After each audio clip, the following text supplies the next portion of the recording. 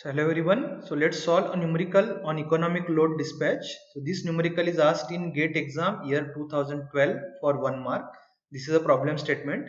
Figure shows a two generator system supplying a load of PD equal to 40 megawatt connected at bus 2. So this is a figure that is given to us. So entire load is located at bus 2 and that load is 40 megawatt.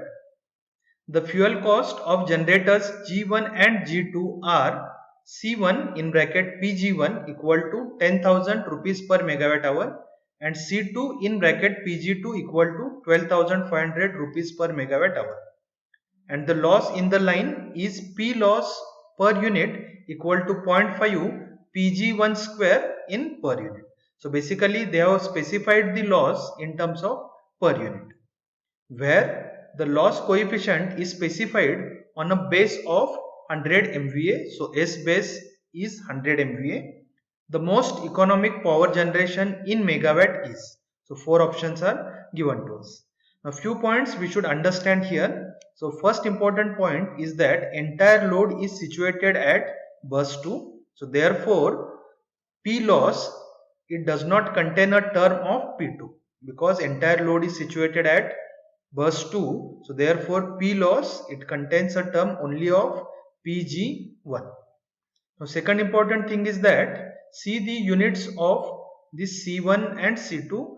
The unit is rupees per megawatt hour.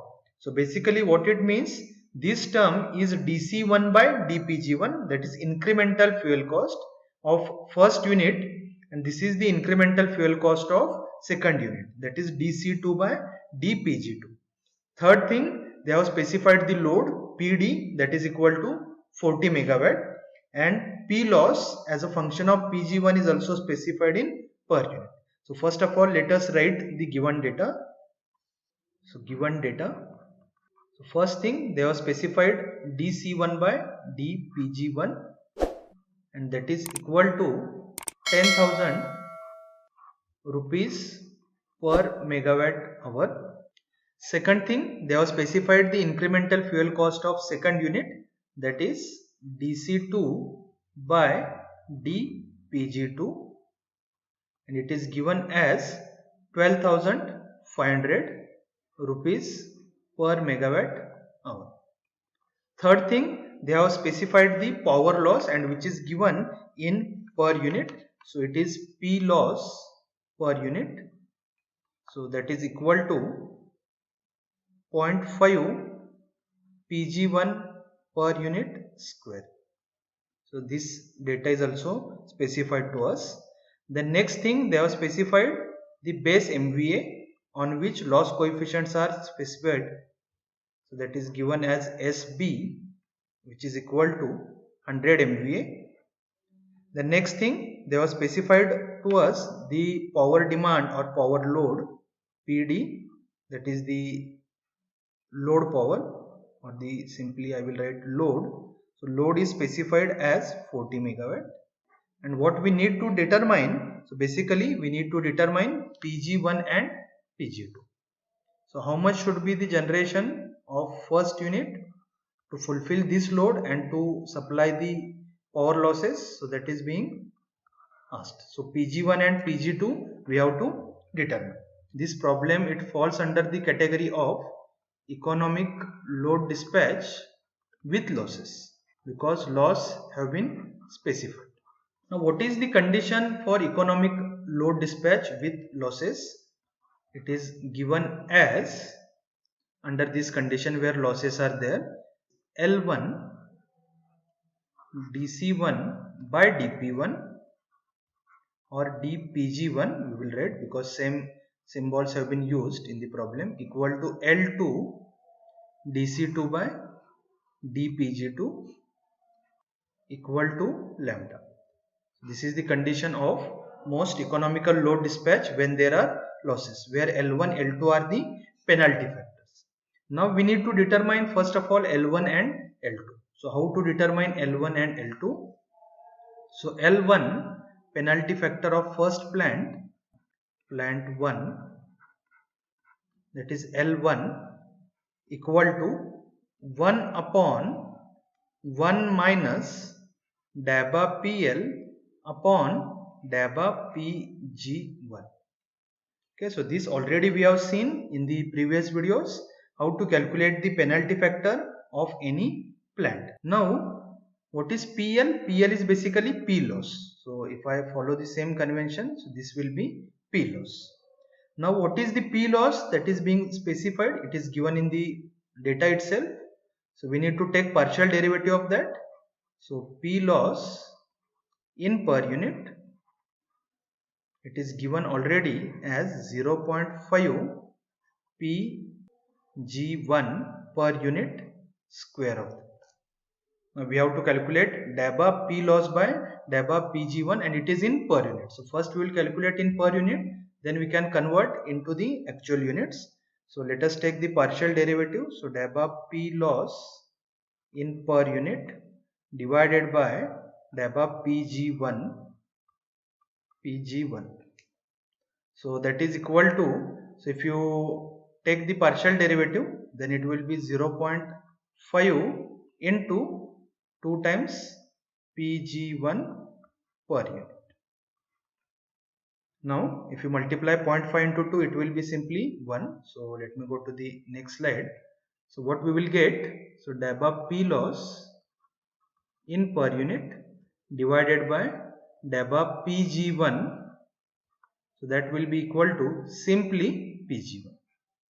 Now we have obtained dabba P loss by dabba Pg1. Now we can write the penalty factor of first plant L1. So penalty factor of first plant L1 is 1 upon 1 minus dabba PL by dabba Pg1 or dabba P loss by dabba Pg1. So that will be equal to simply 1 upon 1 minus Pg1. 1 upon 1 minus Pg1. Okay, so that is the penalty factor of first plant. Now similarly, we need to calculate penalty factor of second plant. Now what will be the penalty factor of second plant? So penalty factor of, so similar to this, we can write L2 is equal to 1 upon 1 minus dabba P loss by dabba Pg2. Now again, what is P loss? It is given in the problem. So P loss in per unit is equal to 0.5 Pg1 per unit square. Now if you recall our entire load, if I go to the previous slides, our entire load is situated at bus 2.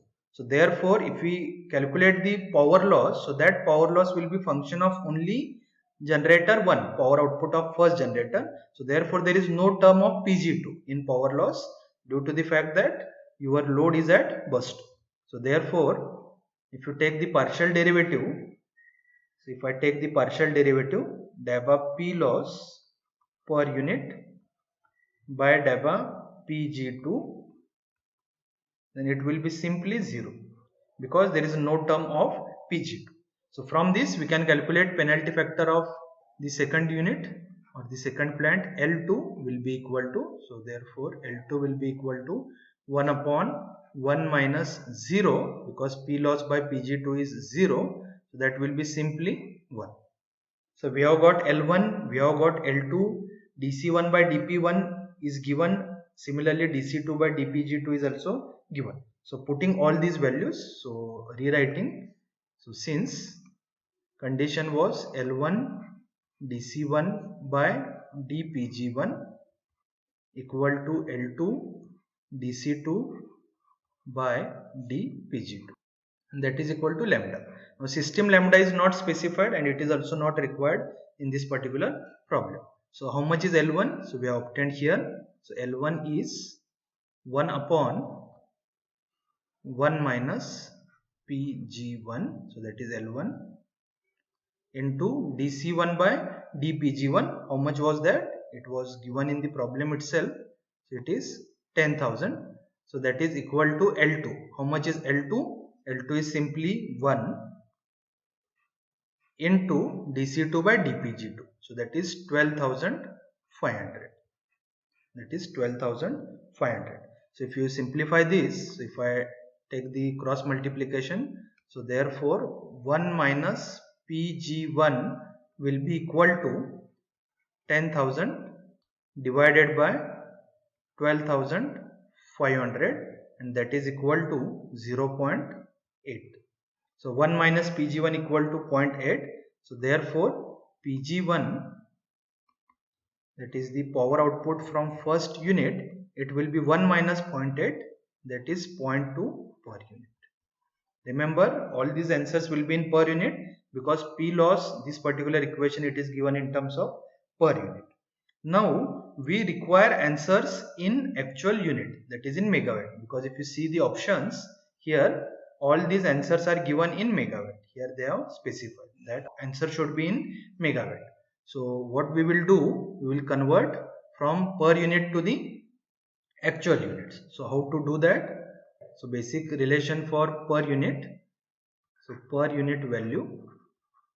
So what is the basic definition of per unit value or per unit quantity? It is ratio of actual value to the base value. So therefore we can write, so Pg1 in per unit will be equal to Pg1 in megawatt, actual value will be in megawatt, divided by base MVA, that is SB. So it is basically in MVA. Now how much is SB MVA? It is given, if you go to the previous, so base MVA SB, it is given as 100 MVA. So we will use that. So therefore we can write, so Pg1 per unit, it is 0.2, that is equal to Pg1 megawatt that we want, divided by SB MVA, that is 100. So therefore finally we will get answer, that is generation from first unit Pg1, that will be equal to 20 megawatt. So this is the Pg1, that is generation from first unit. Similarly we require generation from the second unit. Now how we can obtain the generation from second unit? Now there is a constraint known as equality constraint. So whenever there are losses, what is the equality constraint? It can be given as the total generation should be equal to total load plus losses. So what we can write, Pg1 plus Pg2, that is the total generation, should be equal to total demand Pd plus losses, P loss.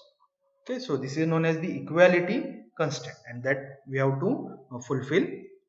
Now Pg1 we have obtained in megawatt, Pg2 we need to obtain, PD it is given in megawatt, that is 40 megawatt, and P loss we need to determine. Now how to determine P loss? Now already equation of P loss is given in per unit. So P loss in per unit is equal to 0.5 Pg1 per unit square. So we can use this value. So 0.5 into how much is Pg1 in per unit? It is 0.2. Already we have determined, because this equation is for per unit, so we have to use the per unit values. So if you do this, so 0.5 into 0.2 square, we will get it as 0.020 per unit. So that is the power loss in per unit, but we will require these losses in megawatt because we will do the calculations in megawatt. So we will convert power loss from per unit to the megawatt. So how to convert that? Again same equation we need to use. So we can write P loss in megawatt will be equal to P loss in per unit into base MVA SB. So therefore P loss in megawatt will be equal to P loss in per unit, that is 0.020 into base MVA, it is specified as 100. So 100 into 0.02, so that will be simply 2 megawatt. So there is a power loss of 2 megawatt in transmission line. So we know P loss, we know Pg1, PD is specified, only unknown is Pg2. So let us go to the next slide. So rewriting the equation, so Pg1 plus Pg2 equal to PD plus P loss. So how much is Pg1 that we obtained? If you see the previous answer, Pg1 is 20 megawatt. So Pg1 is 20 plus Pg2. We need to determine how much is PD. PD it is given in the problem as 40. Okay, see this data. PD, that is the load power, it is given as 40 megawatt. So 40 plus P loss we have calculated as 2 megawatt. So if you simplify this, so Pg2 will be equal to 40 plus 2, 42 minus 20, so that will be 22 megawatt. And how much was Pg1? Pg1 it is 20 megawatt. So this is the final answer. Pg1 is 20 megawatt and Pg2 is 22 megawatt. So out of the given options, which option is correct? So Pg1 is 20 and Pg2 is 22. So correct option is option A. So we will write here correct answer is option A. So I hope you understood how to solve such problems where economic load dispatch with losses are considered. Thank you.